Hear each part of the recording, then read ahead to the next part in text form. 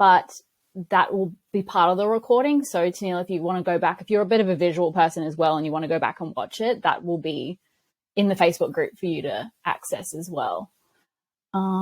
Without further ado, let's get into it. So I was speaking to Tennille earlier, and I did this masterclass at 9 a.m., which I've actually had no one show up for, and it worked out. It was divine timing because it just was not working for me. This masterclass that I did this morning, I realized the content, it wasn't actually what I wanted to share. Half of it was, and half of it felt really inauthentic. So I've actually gone through and taken out the bits that were inauthentic and really just tweaked everything to make sure it feels right. That's where I'm at with it when it comes to masterclasses at the moment, is making sure that it feels good, because if it feels good to me, then it's probably going to feel good to you guys. And side note, but a lot of the training that I did when I was doing on business and masterclasses and NLP and stuff like that, it was all very targeted to make you feel not so great about yourself. And that's something that I hate seeing in masterclasses. So I've switched it up completely, and it's all about, hopefully you see it this way. If not, feel free to give me some feedback and let me know. But I'm trying to help you build yourself up and see the light in things, as opposed to necessarily focusing on shadow work. So welcome to Love, Sex and Magic. After that serious feel, this is day 1, and we're all about exploring love and self-love and inviting more of that in. So the agenda for the 3 days is, as I said, today's love, cultivating self-love and deep relationships, and how those two are actually interlinked. Day 2 will be all about sex and sensuality. This is my favorite thing to talk about at the moment. If you haven't already noticed with my podcast, the last 3 topics have all been about sensuality and sex. So becoming empowered and confident in that realm. And then day 3 is called magic. So that is about shifting your mindset into a state of trust and faith, using your intuition to guide you, and actually using that to create the life that you want, which is not done much these days, or it's starting to come up, but it's hard to access. So what's on the agenda specifically for today? First up, I've actually got a game for us to play. And Tennille, this might be a little difficult while you're driving, but if you can at least think of some answers, that's awesome. And I promise you, it's going to seem random when we go through the game, but there is a purpose to it. So after that, we'll actually get into the real juicy content, which is, what is love? We'll dive into love languages, how we give and receive love, which I'm sure you guys have heard of before, but it'll be a little of a refresher. How to open up to receive more love. And I've actually taken out the blocks and barriers when it comes to self-sabotage, secondary gain, and attachment styles, because that was the part of the masterclass that actually felt quite heavy. And it's easy for people to get into a state of blame and shame around love when we focus on those things. So if that's something that you want me to dive into at a later date, please feel free to let me know. I'm happy to talk to you about that in private, or even do a podcast on it if that's something you're interested in. Next up, the purpose of relationships and how they can help us gain more self-love. And that's going to be my favorite part of this masterclass tonight. And then diving into self-care, what it actually is, and busting some myths around that. As promised, I have a game. So Kathy is my mum, and mum, you've played this before, but I know you're not going to remember why I've asked you these questions. So this is all going to give us insight into who you are and a few other bits and pieces without actually feeling like it makes sense. So it's a bit more fun that way. So if you have a pen and paper, Kathy and Kelly, I would jot some notes down quickly if you can. If not, you can watch the replay and if it's too much pressure for you right now. But the first question is, what is your favorite color? And then asking yourself why that's your favorite color. So listing 2 to 3 deep reasons why. So I'll give you an example. My favorite color is, I want to say beige. It doesn't really, I could probably give you the color code that I use on Canva to design, but I don't, it's like a beigey pink. And the reason that I love this color is because when I look at it, it just evokes this sense of beauty. I just think it's absolutely beautiful, but also when I have this beige color around my house, I feel calm and I feel feminine. And so, yeah, it's if you were to say, I like the color blue because it's the sky, the color of the sky, it's like, okay, why does the color of the sky so important to you? What does that make you feel? And then the next question is, what is your favorite animal? And 3 deep reasons why, or 2 to 3. Sometimes it's hard to come up with 3. We'll go easy on you. So my favorite animal is a monkey, and it has been since I was like 14 years old because of Night at Museum. But the reason I love monkeys and I love watching them on documentaries is because they constantly are a huge reminder for me to be playful. Like, they throw shit at each other for fun. Like, it's funny for them. So that is just, that really speaks to me. But then also on the other side of things, they're actually really nurturing. Although they are, animals that live in the wild, I've seen documentaries where monkeys will adopt other monkeys' babies if they don't have parents. Sometimes. They're not always that sweet. And just seeing the state of mourning that they go into when they lose a baby, it's so beautiful. And I think these animals are so complex. So there are my reasons why I love monkeys. And then the next question is your favorite form of water, and 2 to 3 deep reasons why. So this could be a lake, a pond, a pool, a spa, the ocean, a rainforest waterfall, snow, rain. I'd even go as far to say mist. So I guess, yeah, picking what your favorite form of water is. And you probably haven't thought about this before, so it's okay if it takes you a while, but 3 deep reasons why. So mine is, as like exactly as the picture shows, a waterfall that leads into like a pool of water in nature. And to me, I love that because I love seeing the flow of the water. It just is mesmerizing and makes me feel tranquil and like I'm just completely elsewhere. And now that I'm saying that out loud, knowing the answers to these, why we're saying these answers, it's actually really funny. But we're going to go over these answers tomorrow. So if you haven't really had the time to think about or answer them, that's all good. And before we continue onwards, I just wanted to say this important piece. Take only what you need and discard the rest. So there are going to be some things that I say tonight that are really relevant to you, and that's awesome. I want you to take those things. And there's going to be some other things that don't really hit or land, and that's okay. Perhaps that's not for you right now. And the beauty of this masterclass is that there will be a replay. So if, in the future, you're like, there's something that Ashley said that wasn't right for me at that time, but I want to go back and I want to hear it again. That's what this is for. And I think this is important when we're attending a masterclass, because if you take too many notes and you overload yourself with information, sometimes the bits that are really juicy and important for you don't stick as well as you'd like them to. And this is something I learned as well, being a part of masterclasses. All right, introduction to Ash. So when you actually do a business like masterclass course, they tell you to fill out a timeline. Oh, sorry, just make sure that's not someone messaging. Oh, or maybe Tennille dropped out. Oh, she did drop out. Bugger.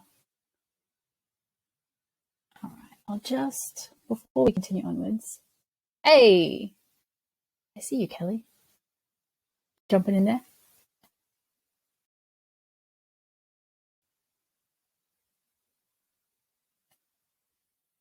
Wonderful. And it won't let me admit to Neil.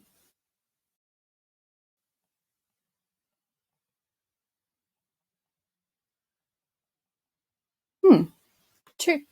Uno momento.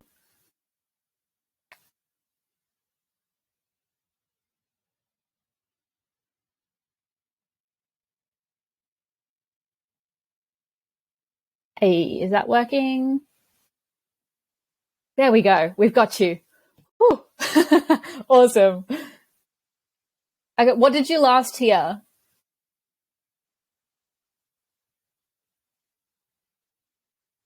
Okay, cool. So I'll get you to go back probably on the replay, but the next question was, what's your favorite form of water?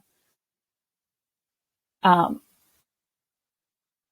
Do you know what? That doesn't surprise me. Cool. That's all right. So I'll just get up that screen again. Thanks for the patience, guys. So when you do an NLP business course, they ask you to fill out a timeline of your life, and it's mainly to notice the patterns in which your life takes. And I thought, I've already done this. It's already written up, so why don't I put it in here? And it's relevant to, I guess, where I've gone when it comes to love and self-love, really. So I don't want to get into too much of the details, but when you're looking at this timeline, you'll see, like 17, I'm like really insecure. My first love left me for another girl, and I really wasn't sure who I was. And in that space, after that, I sought multiple therapists and I was medicated. But then after that space, I subconsciously sought out people that didn't make me feel so great because I was in that space already. So I hooked up with this guy who I thought was my dream guy, right? Like this person that I was just admiring in high school so much.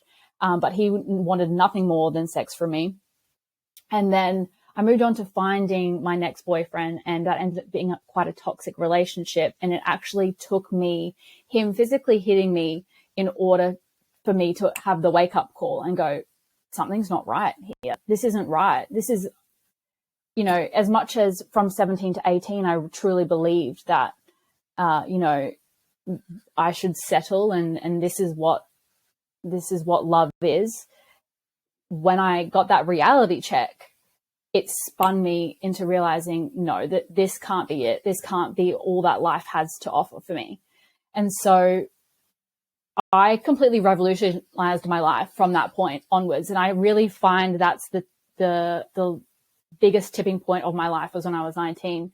So I left university, even though I was $30,000 in, so that's like 2 years, and just changed to beauty therapy, which was just something that I wasn't thinking about the money. I wasn't thinking about how much money I was spending. I was just so focused on finding joy for myself that's what I did.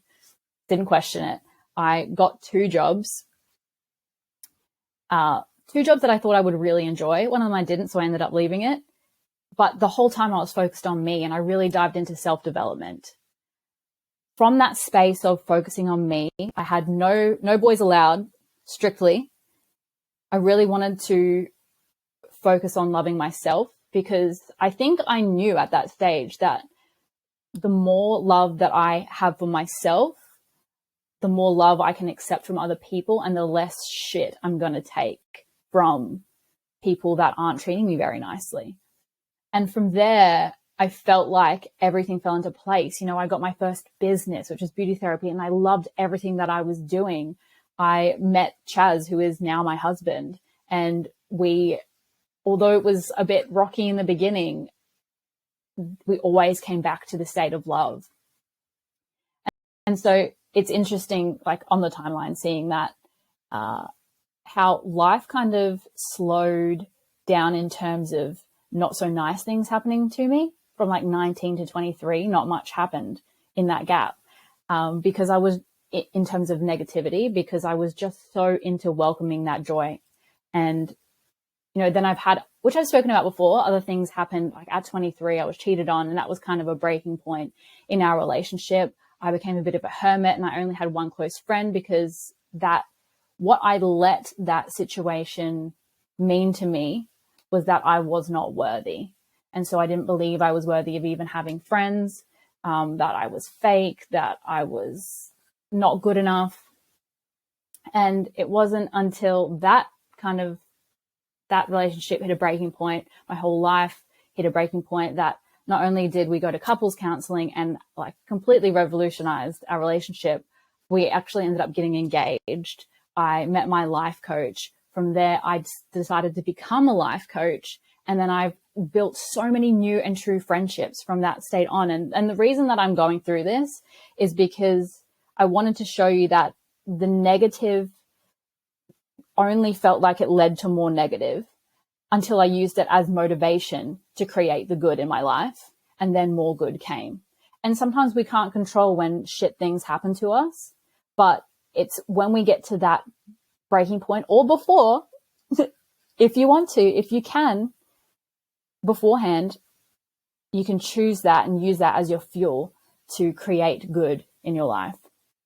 So now I'm in the deepest, most relationship with myself that I've ever had. I'm trying new crazy shit all the time and really trying not to care what other people think. I have a relationship beyond my wildest dreams, what I actually thought was possible for me. And as I said, I used all these experiences as reasons as to why I don't deserve love and why I need to settle and why I don't deserve to ask for what I want. Not anymore, baby. And that's really what I want for other people. And the reason I also share that is because I want you to know that it is possible for you too, that these things that happened to us in the past, yes, they happened and they are terrible, but they do not have to hold us back anymore. And it's okay wherever you are in that space. It's okay if you're just prior to the breaking point, or you only just had a thing happen to you, or that shit thing happened like 10 years ago. It doesn't matter. What matters is that you are here right now and you are listening to this. And that means that you are so open to choosing that better life, and you know there's more here for you, which is absolutely awesome. Oh, I just said exactly what, cool. Just reading that slide, I was like, I just said exactly what I needed to say. That's awesome. All right. So the first thing I want to cover really is, what is your definition of love? And I've underlined your. So if you want to take some time to think about it, if you want to make a note, make dot points in your mind, if you're driving, that would be awesome. What is your definition of love? So I'll give you what, to me, I feel as though love is. And love is such a complex term that trying to put it into words, I feel like words fail me every time. But one of the big things I come back to is compassion. I always, when I feel like my husband is not being supportive, it actually happened this afternoon. He was being supportive, but I felt it was only because I felt he lacked compassion for me that I felt unloved. And so to me, my understanding of love is compassion and support and nurturing and being present. And that's what love is to me. And understanding that love can be different for everyone. And yes, you can hear me say those words and think, yeah, I totally agree. That's 100%. There could also be other words to describe what love is to you. So getting clear on what that is only going to help you understand not only how to ask for it from other people and how to accept it from other people, but have confidence in that.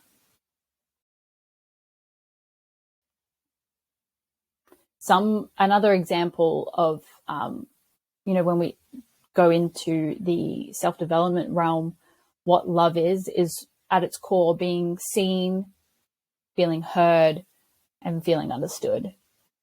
And I like that. Feeling understood is so powerful and so beautiful. It doesn't mean we always get it. And I don't think anyone will truly ever understand us. And that's why I try not to use that term too much. But that feeling of just like being held and being known is beautiful. This is actually a homework question as well. So if you don't get time to answer it right now, or your brain's not really going to that space, that's okay too. And yes, we have homework. We have some journaling homework questions. Cool. So now we're going to go into love languages.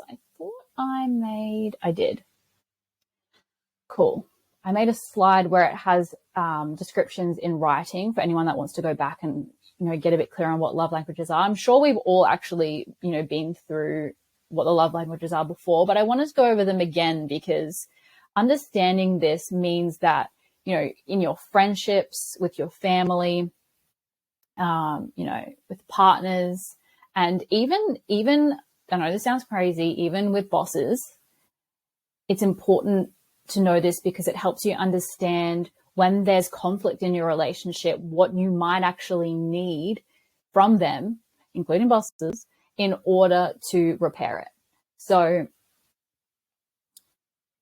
when we're looking at love languages, it's not that you only give or receive love in one of these ways. It's most likely that you have one or two ways of receiving and giving love that are dominant, but we all receive love in all of these ways. We can, if we are open to it. So first one is words of affirmation. If this is your dominant love language, you probably highly value and appreciate compliments, encouragement, and supportive words, and you'll feel most loved this way. Pretty sure my husband, that's one of his top two. He absolutely loves me saying that I appreciate him, that I'm grateful for him, that I'm proud of him, maybe not so much proud of him, but that he's amazing. All those words. Next one is quality time. Now, this is my big one. I feel most loved when someone sets time aside to give me their undivided attention. So it's not just that they're setting time aside or that they're spending a whole day with me. It's that the time that they do spend with me is that they're present and most likely enjoying their time, hopefully. Fingers crossed. The next love language that we're going to go through is receiving gifts. I don't know if I spelled receiving right. That's going to play on my mind.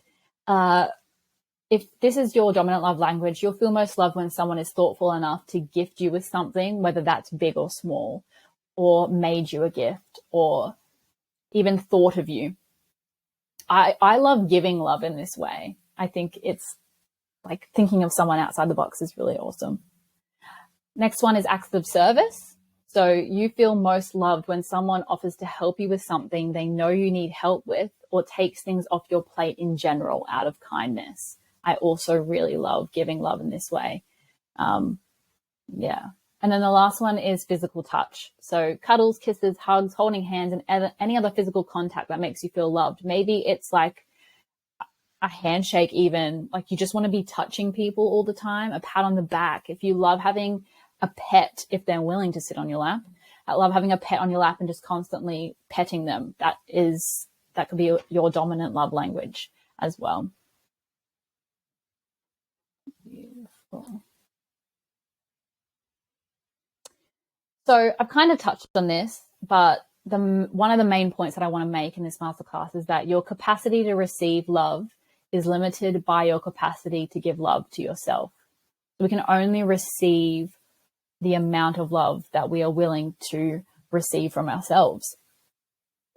And I guess the reason that I have this random coffee cup in the photo is because there was something someone once said to me, which was, we've all heard the term, you can't pour from an empty cup, but I'm going to one up that.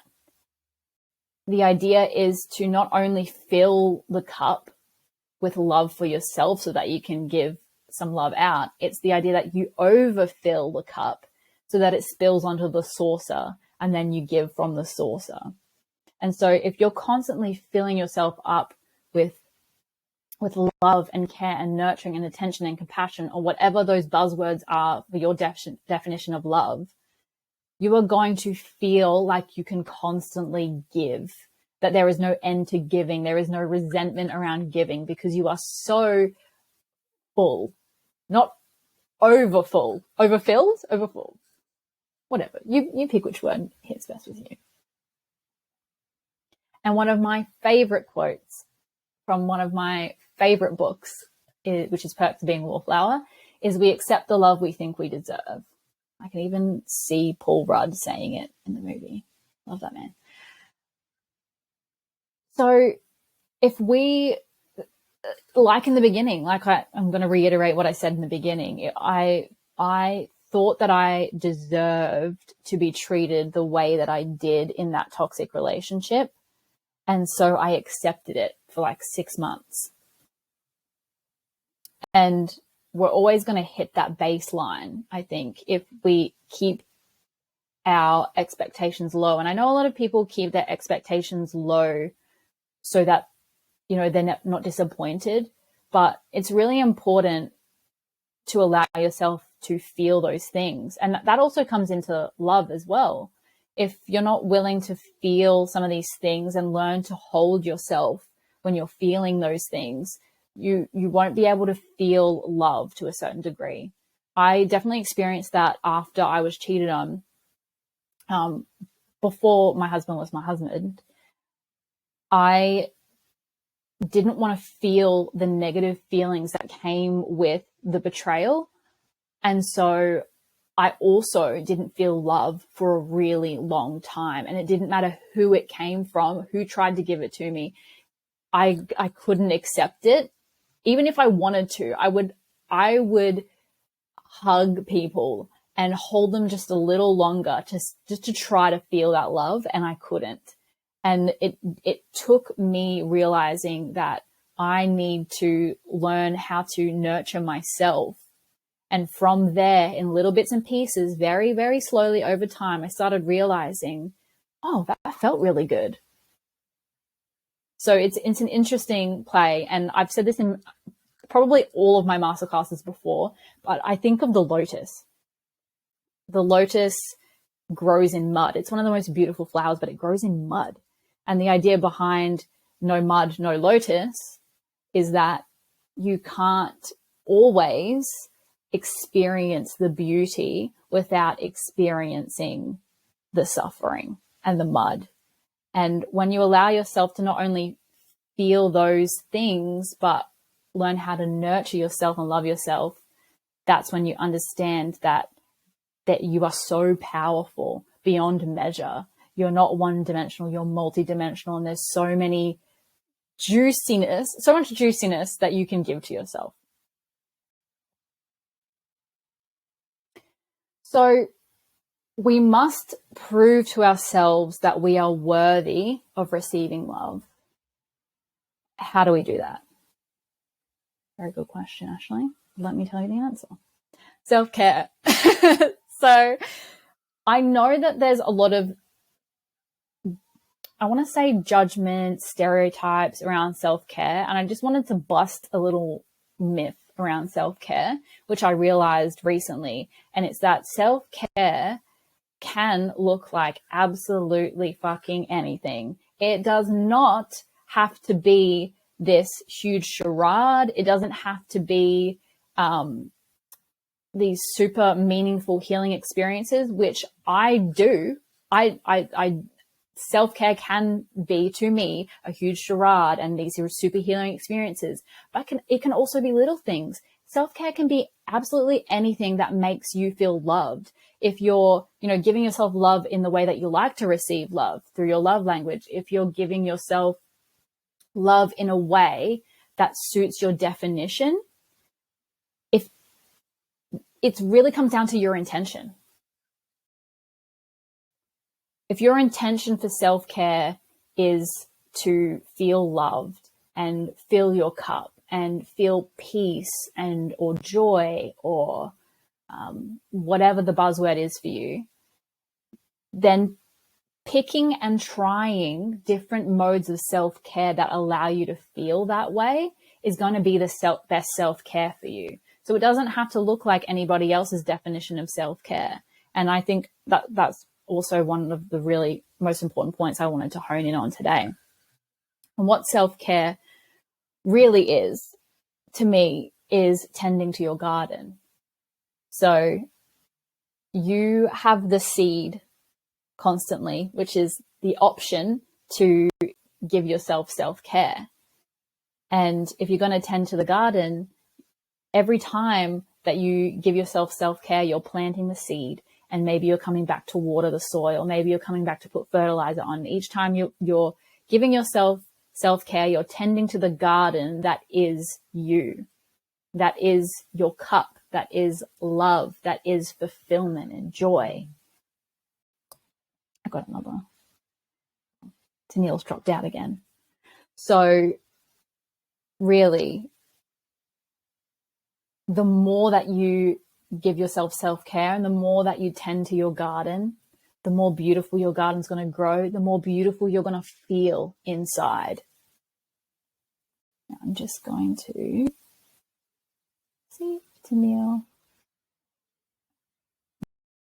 Wonderful. Cool. And she's back. No worries. So, daily self-care. Why would we give ourselves daily self-care? It can seem like a lot if I say, you got to care for yourself every day, but we already do it every day. Like most of us, I'm hoping, brush our teeth. That's an act of self-care, but we've become so used to it that it's become a habit. And not only that has it become a habit, but it's also become a bit of a chore. And we tend to not be present when we're brushing our teeth. And we tend to not think of it as something that can actually is caring for ourselves. So, which it is at the end of the day. And so it's almost like, how can I do that in a loving way? And I know that's something that's really simple, but it is what came to mind for me. And the reason why I do self-care every day in the form of a morning routine is because I'm proving to myself that I am the most important thing about my day before work, before interacting with people. I mean, apart from people who live in my house, I am more important than study and absolutely anything. I come first, and I am proving that to myself every morning that I do my morning routine. And as soon as you say routine, it feels like when I hear the word routine, I'm like, that's too rigid, that's too tight. But it can be absolutely anything that fills your cup, right? Like I said earlier. So for me, those things look like I'll wake up and I'll have a cup of tea because I really enjoy tea. And it gets, things moving inside, which is also really important to me. I'll journal out my dreams because I have the wildest dreams, and it's also really fun to reflect on them. So there's some fun in my day already. Second thing of the day, I'll do some yoga to move my body, to ground down. I will pull an oracle card because I love oracle cards and I love spirituality. And I've recently started doing more meditating in the morning. And, that I wake up probably an hour before I would really like to so that I can fit these things in, so I can prove to myself daily that I am worthy and I am worth it. Cool. I've already discussed how I show myself self-care. When the daily top-up isn't enough. So if you're doing all these things daily, even if you have a morning routine or you do these little things that you try to do daily and it's not feeling enough, that's okay. Because some days it's just not going to feel like it's enough. Some days shit hits the fan that feels like it's out of our control. Some days our emotions just feel a little different, and especially as women. These, no matter, we're feeling beings. We truly are. And so it's important to note that not every day is going to be the same, and that is okay. And when the daily top-up isn't enough, bring out that whole charade that I spoke about before. fill your entire day, take a day off, fill your entire day with self-care. Or if you have a day off during the week, cancel all your plans lovingly and do what you need to do to fill yourself up. So I did that last week. I had plans to work on my masterclass and it wasn't finished yet. And I knew it was in the back of my mind. And I just was feeling off. And my morning routine didn't hit the mark like it usually does. And I had a little meltdown. And then I was like, fuck it, I'm going to the beach. So I took myself to the beach and I read and I was in the sun and it was beautiful, feet on the grass. And that still didn't feel like it was enough either. So I came home and I was like, okay, well, what do I need right now? What will I do that allows me to feel like I'm tending to my garden, that I'm actually nurturing myself? So I went and had a shower. I was clean, but I just went and had a shower and I washed my hair and I massaged my scalp and it was the best thing. It was like the thing I needed that day. And I came home and I laid on the couch and I picked up a fluffy blanket and I forced the cat to cuddle me and I watched a movie and I had a nap. And after that nap, I was on top of the world. And so sometimes little bits of self-care aren't enough and we need that bigger day. And I wanted to point that out because in the beginning I did say like it doesn't have to be a whole big day, but it can be. You get to set the rules on what self-care is for you. Don't feel like you have to suit anybody else's ideas. Oh, my favorite part. The purpose of our relationships. How can my past and current relationships, and when I mean relationships, I'm talking friends, family, colleagues, sexual partners, romantic partners, how can they help me find more self-love? So let me just click this before we continue to see if I did. Cool. So our relationships are a huge mirror into our lives. And to me, they are the greatest asset, no matter what the quality of the relationship is like. I mean, you know, in saying that, you know, you don't want toxic people in your life. But when you do think about someone who is not necessarily a positive impact in your life, even that relationship that you have with them right now, that is so integral into realizing who you are. So what I mean by this is look at someone or something that is triggering you to a small degree. Let's go small. Let's not go big. So if you're looking at someone you know and you're looking down at them, and I don't mean to say that you're a horrible person, but it's true. We do tend to sometimes put ourselves on pedestals, and that's part of being human. That's the human condition. We have an ego, and that's okay. But I have been in a situation before where there was someone that I knew who was exhibiting behaviors that I wasn't willing to accept in my life. And I didn't like that other people were accepting it either. And so at the end of the day, I looked down at them, to put it quite frankly. I would judge them because judgment means that we're separated from them. And the reason at my core, the reason why I did that is because I rejected that part of me. So this person was exhibiting controlling behavior and throwing tantrums, like trying to emotionally control someone, I felt. And I reject that so much in my relationship with my husband, and I reject that so much within myself that I was angry at them all the time and I didn't want them in my life, and it was causing me a lot of inner turmoil. And at the end of the day, what I realized was, hang on, I actually have that part of me too. I actually have that part of me that wants to control things and wants to make people do certain things for me. And in a moment where I realized I was trying to, in a roundabout way, control a situation, I stepped back and I was like, hang on, I'm trying to do the thing that they do. And in that moment, feeling the emotions I felt, I had a state of compassion. I could understand, okay, I see why she reacts the way that she does, because this is a lot to feel right now.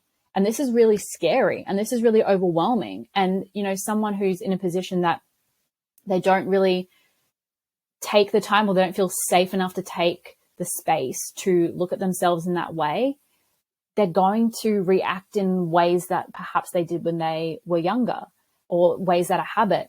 And so when I was able to step out of that situation and look at myself with a bigger understanding of awareness and more compassion, then I could look at that situation, that other person, and be able to go, okay, I understand now.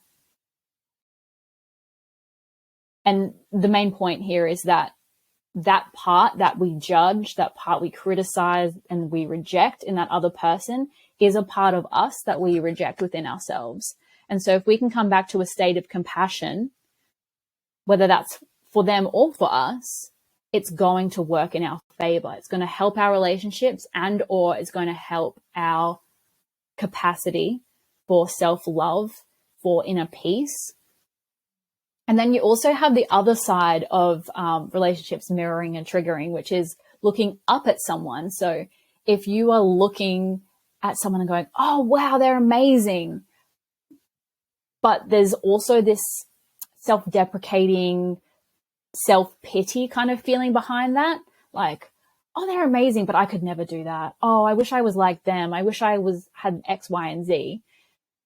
The reason that we do that, which can lead to judgment at some point, but before judgment and more in a state of admiration or envy, is that the part of them that we admire is a part that we have forgotten that we have. We have forgotten that we are not only worthy of what they have, we have forgotten that we have the capability to be all that they are. And this is why our relationships are our greatest teachers. And you can literally do this with any relationship. And it's such an invitation to do that if you are willing to do that. And when you recognize that part that is being triggered, coming back to a state of compassion, holding yourself, maybe having a cry. These are all areas of self-care as well, you know, wrapping yourself up in a blanket and having a cry, screaming into a pillow. These are all different options for you. Sky is the limit. The truth is this: we deserve to be loved exactly as we are. And I know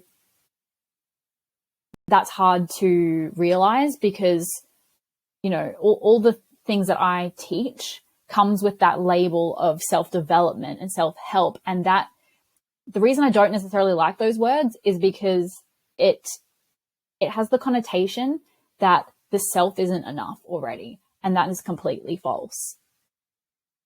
It's okay to want to grow and to heal.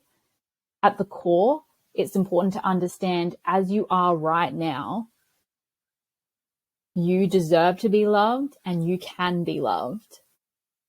And you can give that love to yourself.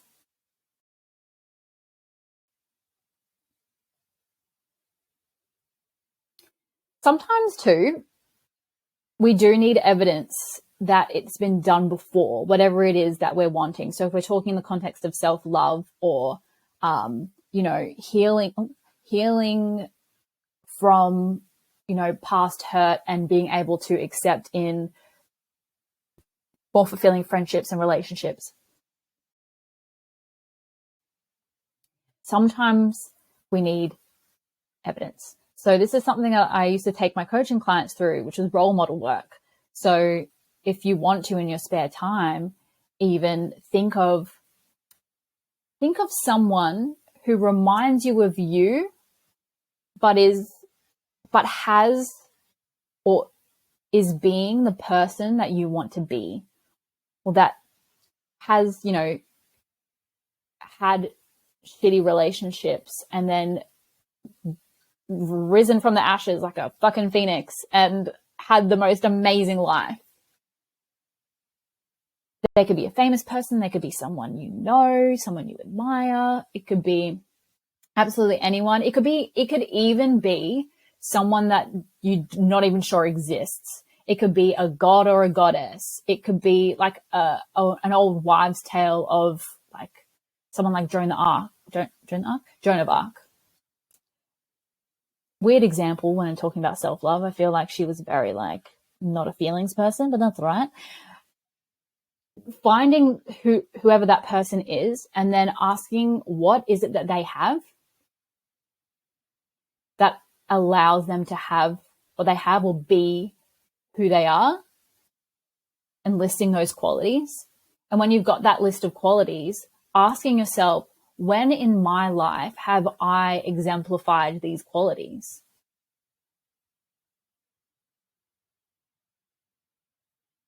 And from there, what you have is the evidence that not only can you bring out that part in you that they have, but that you've done it before.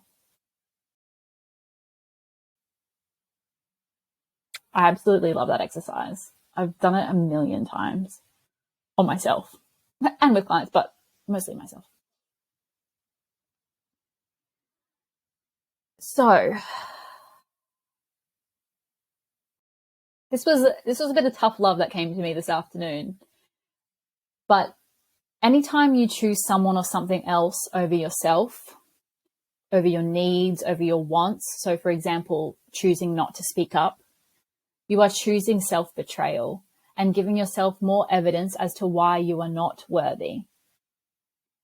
Not only that, it disrespects your relationship, whatever form that relationship takes, by hiding truths from others and secretly growing resentful, angry, or stressed. It's tough love. This slide is tough love, but it's the motivation that I needed to start putting myself higher on the priority list, and hopefully you can too. And remembering that also the actions that we choose to take are the evidence as to why we are worthy or why we are not worthy. So the role model work is fantastic, but it's also about what action are you taking that, or what is the action that you are taking showing to yourself. So like that morning routine, each morning I am proving to myself that I am worthy of going first.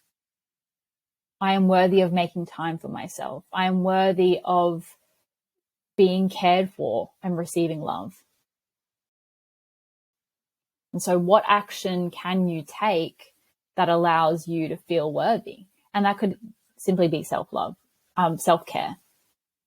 But if you have other ideas come to you and you want to sit with that question, I implore you to explore that further. Now we're moving on to the homework portion. So I'm going to post this photo very soon in the Facebook group so you have a snapshot of it. But if you haven't done this already, what you're going to go through is the first step. The first journal question is, what is your definition of love? What is your love language and how do you like to be loved? Or your dominant love language, I should say. And then with that question, it's a two-parter. How can you give yourself love using your dominant love language? So what can you do for you that allows you to feel loved in that way? So for me, my dominant love language is quality time. And so for me, my cup feels most like it's overflowing when I am really present with myself in whatever it is that I'm also doing as an extra step of self-care. So if I'm journaling, if I'm really paying attention to what I'm writing, as opposed to, having someone talk to me and listening to music and having a podcast on and, all these different bits and pieces as well. Next question, what would be the most ideal date to you to make you feel loved and happy? So outside of, that last question of how can you give yourself love using your dominant love language, if you were to picture someone else taking you on a date, and it could be absolutely anybody, let's make it like let's make like Ryan Gosling or something, you know, like someone really like handsome and suave. I don't know if he's your cup of tea, but let's roll with it, right?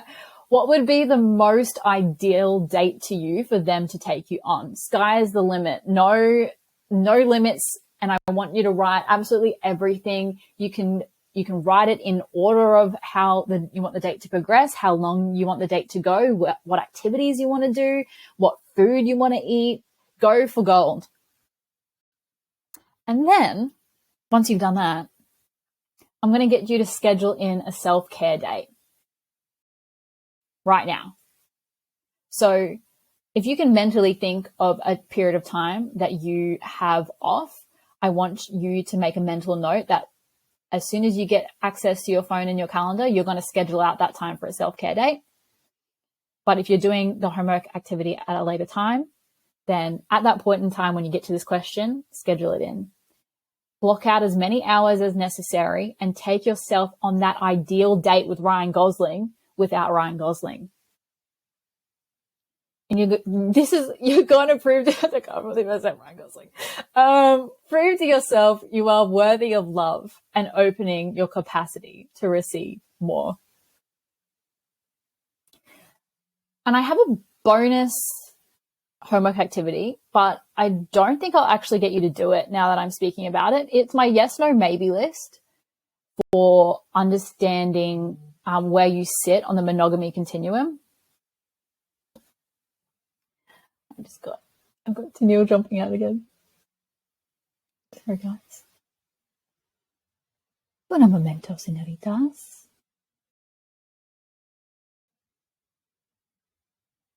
Okay, it doesn't want to work.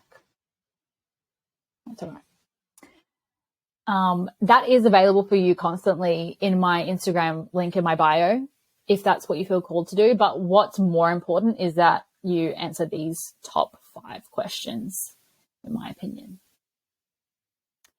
And now we move on to tomorrow's agenda with a little saucy pick from earlier in the year. So we're going to move into factors that affect our desire, sex in the mind. So this is really, I guess, important for people that struggle to get out of their headspace when it comes to sex and things like that. Embodying feminine energy and sensuality. A simple trick to having better sex. Communication in the bedroom. Communication in general, actually, really, but you know, it ties in with what we're talking about in that day. And then the key to figuring out what you like, plus the answers to the 3 questions game, which seems like super random, but I promise you there is a purpose behind it. Okay, so that was day 1.